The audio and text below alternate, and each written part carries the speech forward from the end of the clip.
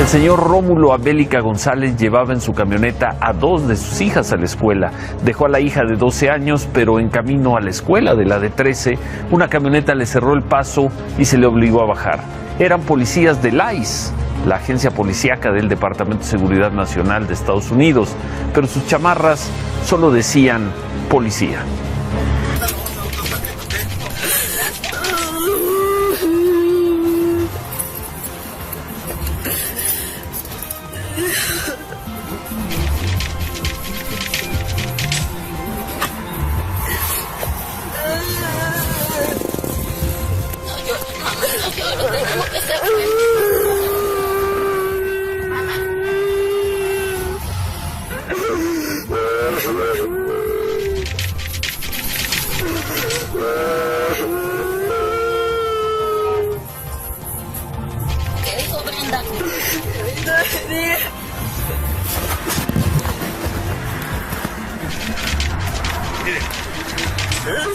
Vamos a llevar, ¿ok?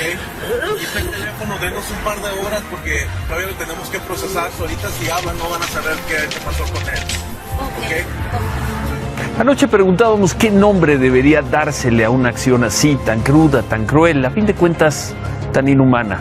Pero en Washington ven las cosas de otra manera. Hoy circuló la noticia de que el gobierno de Donald Trump estaría considerando separar a las mujeres y niños que crucen juntos de manera ilegal la frontera de Estados Unidos. El gobierno de Trump querría así dar un escarmiento ejemplar a las madres que se atrevan a cruzar con sus hijos. De ese tamaño serían las políticas que se estarían diseñando. La agresividad de Trump no parece tener límite y como hemos visto que estas versiones que se filtran a los medios terminan siendo realidad, más vale comenzar a creerlas. Esta es la niña que lloraba, la que grabó a su padre cuando lo detuvieron los policías del ICE. Porque me traen papá para atrás, que no destruye nuestra familia.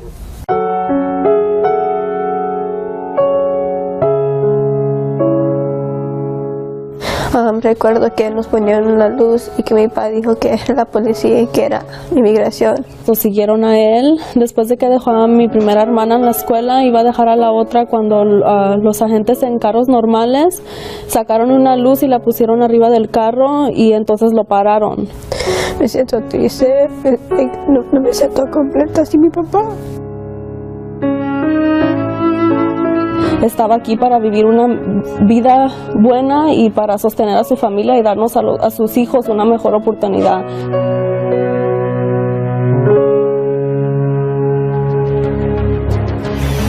Bienvenidos a la era Trump. Esta noche tendremos...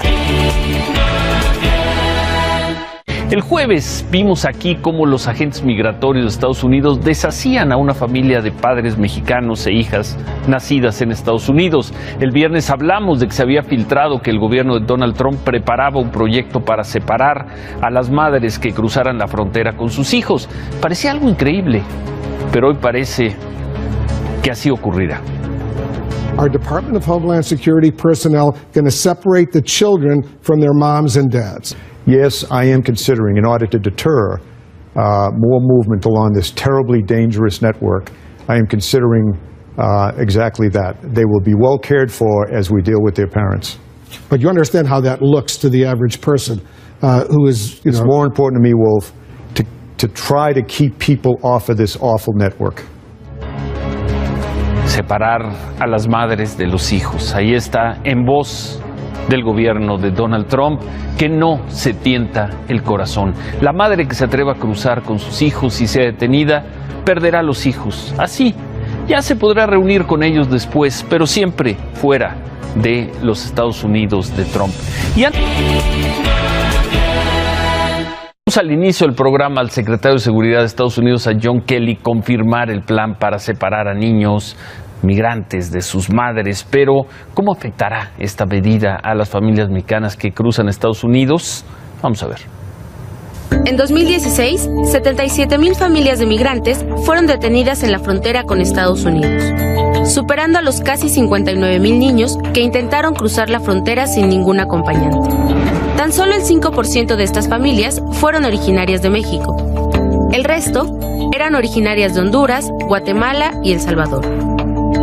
En 2016, las detenciones de familias mexicanas disminuyeron un 25% respecto a 2015. 2/3 partes de las aprehensiones a familias se dan en el sector de Río Grande, en Texas, donde están las oficinas centrales de la patrulla fronteriza. Bueno, un grupo de migrantes protestó en el centro de Los Ángeles para exigir la liberación de Rómulo Abélica González, el migrante mexicano detenido la semana pasada por agentes migratorios. Lo recordarán, fue la imagen que presentamos aquí desde el jueves, del momento en que su hija Fátima, de 12 años, grababa la detención de su padre. Rómulo podría ser deportado porque, de acuerdo con la Agencia de Inmigración y Aduanas, tenía antecedentes criminales. Íbamos en camino para llevarme a mí a la escuela cuando nos echaron la luz y mi papá paró y se acercaron al carro y le dijeron quién era su nombre. Mi papá le preguntó qué había hecho mal para que lo pararan y ellos le dijeron que se cayera y que se bajara del coche. Entonces, cuando lo estaban expulsando, yo traté de preguntar por qué hacían a mi papá y me dijeron que no podían contestar preguntas a mí. Y en ese momento me sentí muy triste y asustada. Deserción escolar por temor a la deportación. Autoridades de la Florida advierten de un progresivo abandono de las aulas por parte de estudiantes, principalmente de origen hispano. Las políticas migratorias del presidente Donald Trump habrían despertado el miedo de muchos padres a enviar a sus hijos a las escuelas. Esta es la historia de varias familias que prefieren que sus hijos permanezcan en casa y así evitar que puedan ser atrapados en una redada. ¿Nos puede llevar? Lucía y María comparten varias cosas en común. Viven en los Estados Unidos, son madres guatemaltecas, pero además no tienen un estatus migratorio en este país. Ya no podemos ir a comprar la leche, ni el pan, ni la comida, andamos con temor y miedo. Y también ellos, porque ¿qué vamos a hacer? ¿A dónde vamos a irnos? Pidiendo a Dios que Dios los cuide, que nos protege, que nos ayude. Desde hace más de 14 años viven en Homestead, una localidad en el sur de la Florida en donde la mano de obra del trabajador agrícola es altamente demandada. Desde que Donald Trump llegó a la Casa Blanca, las cosas son diferentes para ellas y para sus hijos. Ya no quieren ir como a la escuela, ya se sienten como un temor, dicen, si vamos a la escuela y si cuando regresamos usted no está, si lo lleva la migración, cuando usted regresa a dejar a nosotros a la escuela, y entonces y luego dicen a ellos, y si no vamos a la escuela, pues el Estado nos va a mandar una carta porque no vamos a la escuela. Este es el momento más difícil que estas mujeres se enfrentan cada día. Recoger a sus hijos en la escuela se ha convertido en una fuente diaria de adrenalina. Lucía tiene 5 hijos, María 3. Ellos se van solos, como ya están un poco grandecitos y no saben si se encuentran ahí la migración, y luego ellos piensan, habrá o no habrá. Luego ellos caminan como 25 minutos para llegar a la parada del autobús. Por eso yo la recojo temprano porque solita de ella, y qué va a hacer ella sin mí, si me agarran a mí en la calle. Entonces yo la recojo más temprano para estar juntos. Muchos padres de familia eligieron no enviar más sus hijos a la escuela y mudarse de vecindario. Entre los muchachos también hay quienes ya no se sienten a gusto en las aulas de clase. Ya muchos están discriminando porque tú eres pobre o porque Donald Trump ganó o algo así. Están discriminando a los niños, entre niños en la escuela, y no es justo porque los niños se pueden pelear nomás por eso, porque están como ya no tienen ánimo para seguir el estudio. Evitan calles transitadas, no conducen autos y evitan el transporte público. No es un temor infundado. A Lucía le deportaron su esposo hace 4 años. Me mandó un mensaje de texto: ten cuidado que vas a ir a dejar los niños, no pases acá porque ahí está la migración.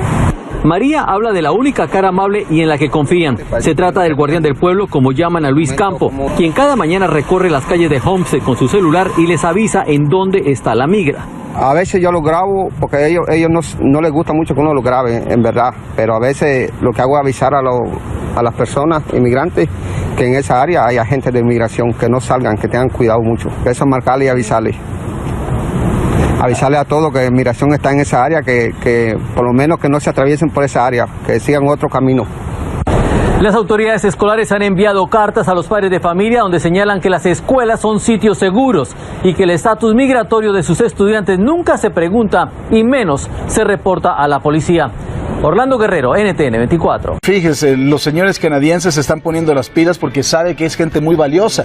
Luego de las políticas migratorias de Donald Trump, los inmigrantes que llegaron desde pequeños a Estados Unidos, conocidos como Dreamers, viven con el temor de ser deportados. Ante esta situación, Canadá ha levantado la mano para darles una nueva oportunidad. De acuerdo con el diario canadiense The Globe, actualmente este país trabaja en una medida para abrirles las puertas bajo la premisa de que los que eventualmente lleguen a Canadá son personas que trabajan y construyen familias.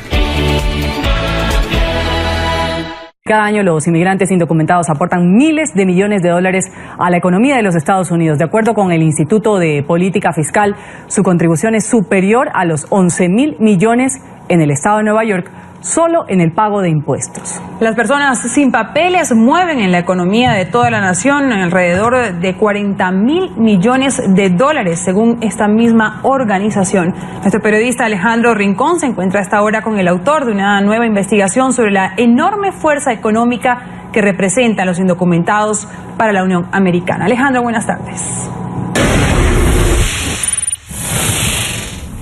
Hola, buenas tardes. Durante el transcurso de la presidencia Trump ha sido recurrente la narrativa de que la población inmigrante en situación migratoria irregular está aquí en parte para consumir los recursos de la nación en vez de aportar. Sin embargo, trascienden nuevas evidencias que apuntan precisamente a esto último, al gran impacto positivo y sobre todo en materia económica que tienen los indocumentados para la nación americana. Justamente esas evidencias las presenta el Instituto de Política Financiera a través de un estudio que acaba de ser revelado. Nos acompaña ahora mismo el autor de ese reporte. Bienvenido a NTN 24. Gracias por este momento con nosotros. Así que del reporte que ustedes acaban de hacer, ¿qué le impactó más? ¿Y cuáles son las industrias principales para los trabajadores indocumentados? ¿Dónde están teniendo el impacto más grande? ¿Qué contribuciones hacen a la economía de los Estados Unidos? Bueno, sin duda la cosa más impresionante es la contribución de los inmigrantes. Están contribuyendo el 3% más o menos del Producto Interno Bruto del Estado de Nueva York. Escuchamos muy seguido que los inmigrantes no contribuyen a la economía, pero en este caso se muestra que hay una gran contribución económica y también una contribución impositiva muy importante. Mucha gente piensa que los inmigrantes indocumentados no pagan impuestos, pero sin duda pagan impuestos a las ventas, a la propiedad. En el estado de Nueva York, $1.000 millones en contribuciones impositivas vienen de los inmigrantes indocumentados. Una de las industrias más grandes en las que están haciendo esta contribución son la construcción. Digamos, ¿qué industrias son las que tienen mayor impacto? Sin duda, construcción y agricultura son los más importantes, pero se espera menos, por ejemplo, que hay una contribución importante en la industria de servicios. Hay una contribución grande en los inmigrantes trabajando en lugares que, digamos, si lo pensamos, reconocemos, en restaurantes, en ventas, en las partes de atrás, sobre todo, esos trabajos de ingresos bajos. Creo que hay bastante más en servicios que en construcción o en agricultura. Ya tienen ustedes el dato que es sumamente importante y contribuye a entender mucho más la contribución real de la población inmigrante indocumentada, al menos en materia económica. El dato clave, $40.000 millones a nivel global de contribución. Es una suma que por supuesto no puede pasar desapercibida. Es la información que tenemos para ustedes por el momento desde Nueva York. Continúen con más en el informativo. Sin duda, gracias Alejandro.